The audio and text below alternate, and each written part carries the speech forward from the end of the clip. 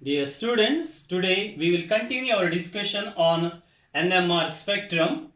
So today we will discuss about resonance in non-metallic solid. What is the shape of absorption curve in case of non-metallic solid we have to consider. See, consider a non-metallic solid in which atoms or molecules are rigidly fixed to the lattice except the thermal vibrations. That means the atoms are rigidly fixed, but by absorbing thermal energy, the atoms are vibrating about its mean position. But in our discussion, we are not considering the motion of atoms or rotation of atoms or molecules. So now this is let us you consider these are all the different lattice points corresponding to atomic dipoles. Now if you want to measure, let us you consider along z direction static magnetic field is applied. Now we want to measure the magnetic field at this dipole. This is, let us you say, a dipole A is our reference dipole. Now, when you measure the magnetic field at A, then there we are observing that the magnetic field at A may be greater than the static field or less than the static field. That means there is nuclear moment or atomic dipole moment that differs from the applied field because of the field produced by a neighboring dipole. That means due to the local field we are observing the difference. That means here the magnetic field measured is no longer equal to applied static field. Then what is the difference we are observing? That means the applied measured field differed by an amount is equal to minus mu divided by r cube plus 3 into mu dot r into r divided by r to the power 5. Here mu is the magnetic dipole moment, r is the separation between two dipoles. Now if you, this is the vector quantity, if you resolve this component vector, then the component of this vector along the static field direction, that is along z direction, is given by plus or minus mu z into 3 cos square theta minus 1 divided by r cube. Here you can observe plus or minus. Plus or minus is due to if the dipole is orient along the direction of the static field, then we have to consider the plus sign. If the dipole is orient in the direction opposite to the applied field, then we have to consider the negative sign. Theta is the angle between vector r and the field direction. That is angle between vector r and along z direction. Now mu z is the component of dipole moment along z direction. Okay. So that means this is what we are observing, effect of local field on a particular dipole.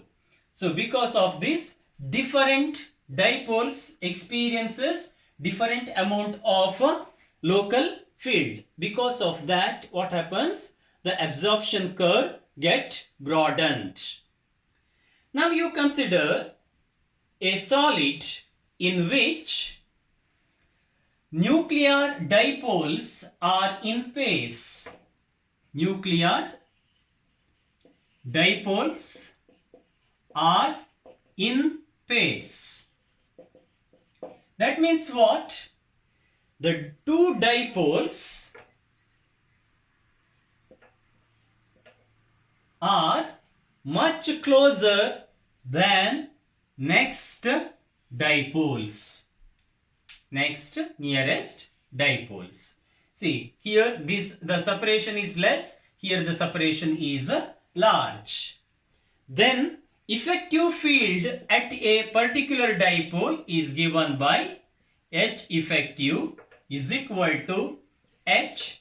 H is the magnetic field, DC magnetic field we have applied, plus or minus mu z into 3 cos square theta minus 1 divided by r cube, as already we have discussed. That means the effective field at a particular dipole may be H plus this or H minus this, depending on the orientation of dipoles. But let us consider, there's an example. Consider the gypsum. Gypsum you consider, that is CaSO4 2H2O. See, when you consider this, here we are observing two types of protons. Two types of protons, proton pairs. That is with different values of theta. That means when you consider one pair of proton, when you measure the angle theta, it has value is equal to theta 1. If you consider another pair of proton, then this proton is not making exactly the angle is equal to theta 1. It may be theta 2. So that means if the different proton pairs are making different angles with the direction of applied field, then when you apply the alternating magnetic field, that is electromagnetic radiation is made to incident on it, then this dipole absorb one frequency, this dipole absorb another frequency. Because of this, what happens? Line broadening take place. So, second one is light broaden due to the neighbor farther away. So that means what? Here you are considering this is our reference dipair of protons. So we are considering first of all effect of neighboring dipoles only. But broadening of dipole graph is not only this. If you consider the dipoles which are farther away, the magnetic field produced them, that also affect the light broadening of absorption curve. Third one is light broaden due to the spin exchange, that is spin-spin interaction is also responsible for line broadening of absorption curve. So therefore these are the three factors which affects the line broadening in case of non-metallic solid where the proton pairs are irregularly spaced. So that means here when you are experimentally, if you obtain the resonance graph for this absorption curve, that is chi double dash absorption along y-axis, magnetic field you have applied along x-axis, that is alternating field, then the shape of the curve we are obtaining is this. See, that means we are getting two peaks. Why we are getting the two peaks for this gypsum? Because one, as already mentioned, one proton pair makes an angle theta 1, another makes an angle is equal to theta 2. So therefore different pairs of protons get resonated at different frequencies. Because of that, we are observing two peaks in the absorption curve. Next, we will discuss about influence of nuclear motion on line widths and relaxations. That means if we have to consider the motion of atoms or molecules. If the atoms or molecules, that means the atomic dipoles, are under motion, then what happens to the line widths? It is found experimentally that the resonance line widths for liquids and gases are usually much narrower than for solids. This one as already mentioned in my previous discussion. See, what is the reason for the narrow of the line width? The reason is narrowing is due to the result of rotational and translational motion of molecules in liquids and gases. That means in liquids and gases, molecules are moving from one place to other. So this effect makes narrower line width. See, the explanation of this motional narrowing may be considered by taking the angular and radial dependence of the field produced by a dipole I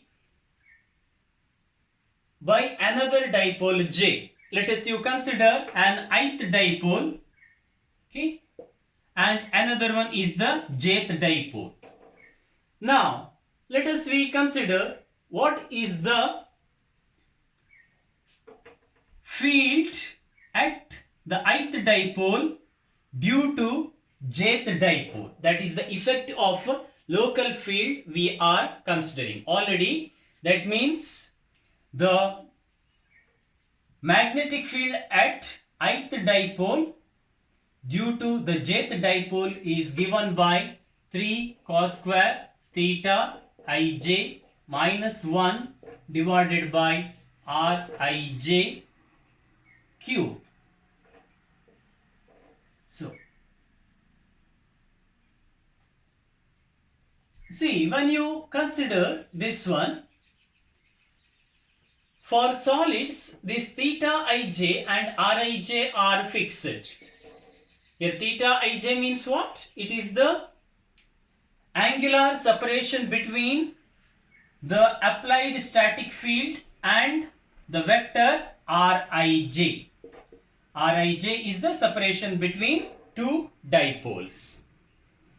Now, but when you are considering the liquids and gases, what happens? This theta ij and rij are random functions of time. That means what? Since the molecules are moving randomly, as time changes, theta ij and rij is continuously changing. So, if this theta ij and rij are changing sufficiently rapidly, it changes rapidly with time, then this average expression reduces to 0. That means we are getting the local field almost equal to 0. So therefore what happens? The resonance curve get sharpened. So in order to understand how fast these fluctuations must occur for line narrowing, for this purpose we are introducing a term that is referred to as correlation time. Correlation time. tau c I am representing. This one. So, correlation time we can define like this. It is the time required for a molecule to rotate through an angle equal to 1 radian. So, if this is the case, if a molecule you are considering, that is an atomic dipole you are considering, in order to rotate by an angle equal to 1 radian, how much time required, that is considered to be correlation time. Or it also can be considered that the time taken to travel a distance is equal to atomic dimension. So, since these atomic dipoles are moving, so in order to travel a distance is equal to its dimension, then how much time is required, that one also considered to be correlation time. Anyone you may consider for this. So, now if the time is much longer than the correlation time, what happens? We have to see. See, that means t is much greater than tau c. So that means in order to travel a distance is equal to atomic dimension, or in order to rotate by an angle is equal to 1 radian, time taken is much greater than the correlation time. Then what happens? The time is uncorrelated. That means what? When you average this function for all dipoles, then it won't reduces to 0. Then if not reduces to 0 means line broadening takes place. Okay. Now, in order to understand this, let us introduce a function g of tau. So this is called the correlation function. It is given by g of tau is equal to h1 of t into h1 of t minus tau, this product. So that means h1 of t is the local field measured at a time equal to t. Then it is obvious that this is the local field measured tau time earlier. So that is given by this. Then let us consider a rigid lattice of dipoles as line width delta omega is equal to 1 by tau 2, where tau 2 is the spin relaxation time. What you mean by this spin relaxation time? This definition is very important to understand the next point. Tau 2 is nothing but it is the measure of time the precessing dipoles take to lose their initial phase relationship. That means time for phase destruction is nothing but tau 2. This one already we have defined while discussing the spin relaxation. So that means when you are considering to this, in order to get a narrow absorption curve, these dipoles should move at the faster rate. That means if it is moving at the faster rate, it will see large number of dipoles. But what happens? That means if it sees number of dipoles in a time interval is equal to tau 2. Then in order to get the narrow line, this tau 2 approximately equal to correlation time. That means then only the line narrowing is observed in the absorption curve. If tau 2 is greater than tau c, line broadening takes place. That means these dipoles are moving at the slower rate. So almost exact the dependence of tau 2 and tau c. Let us we see now a small discussion to get the relation between tau 2 and tau c.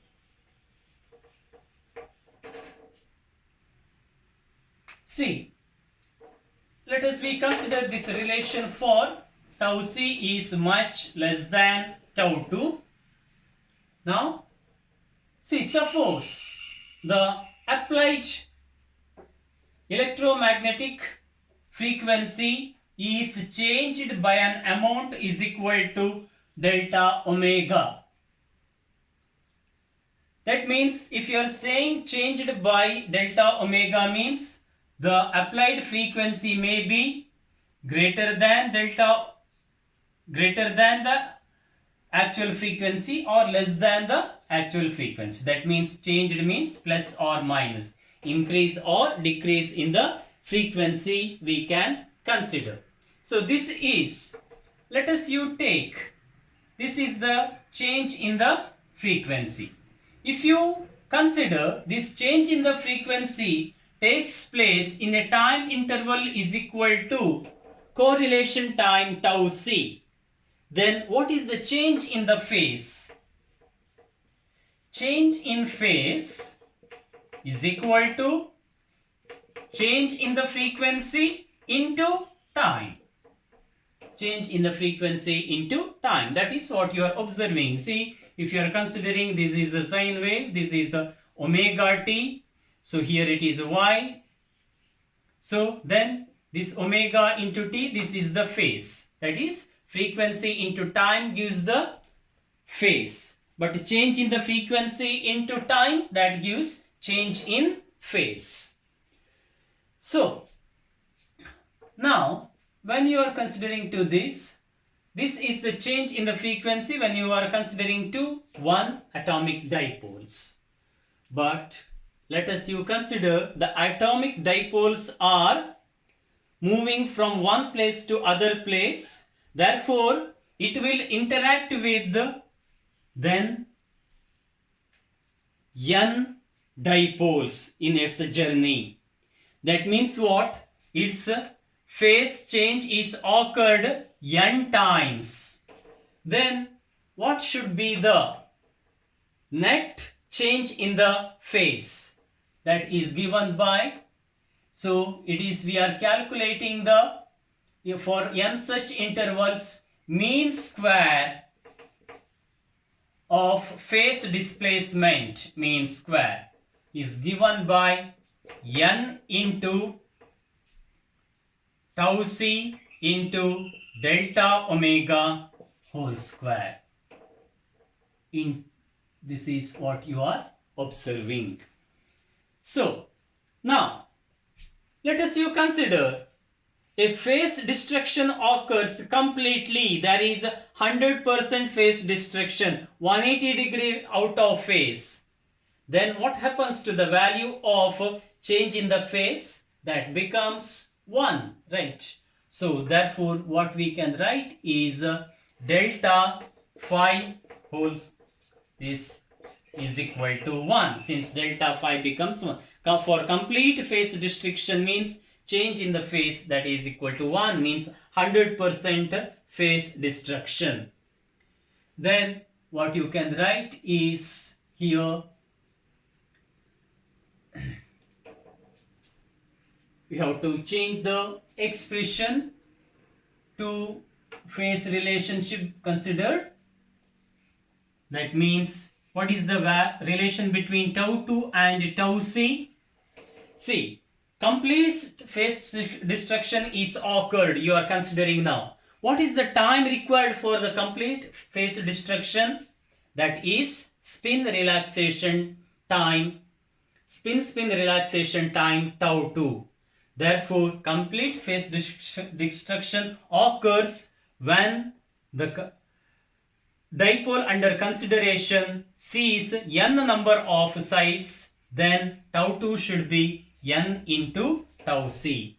That means in to travel from one site to another site, if you take the time is equal to tau c, then after traveling or interacting with the n sites, complete phase destruction is occurred, means total time taken to travel or to interact with the n sites is n into tau c. So that is equal to tau 2, because already complete phase destruction is occurred as per the definition. That means n is equal to tau 2 divided by tau c. So now what we have to do, we have to substitute the value now. So that means you can write now this delta phi square is equal to 1 is equal to n is equal to tau 2 divided by tau c into tau c into delta omega whole square. So now what happens here? 1 tau c get cancelled. You are getting now tau 2 into tau c into delta omega whole square, or 1 by tau 2 is equal to tau c into delta omega whole square. So what is 1 by tau 2? 1 by tau 2 is nothing but half line width delta omega. So therefore this is the relation between tau 2 and tau c.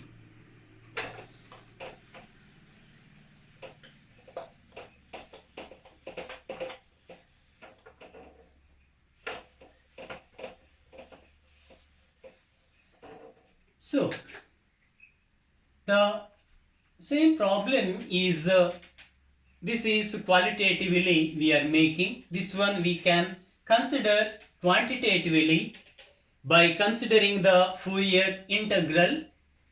So according to Fourier integral, just I am mentioning the expression sigma 3 cos square theta ij minus 1 divided by rij of t whole cube whole square. This is equal to, in terms of Fourier integral we are writing, this is equal to minus infinity to plus infinity j naught of nu into d nu, where j naught is the Fourier function that gives the intensity of absorption curve. Intensity of the absorption curve. Then you can simplify this and you can obtain the expression for intensity of absorption curve.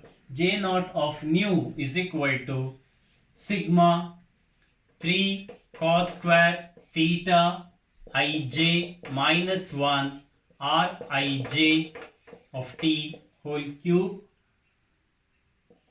square into 2 into tau c divided by 1 plus 4 pi square nu square tau c square.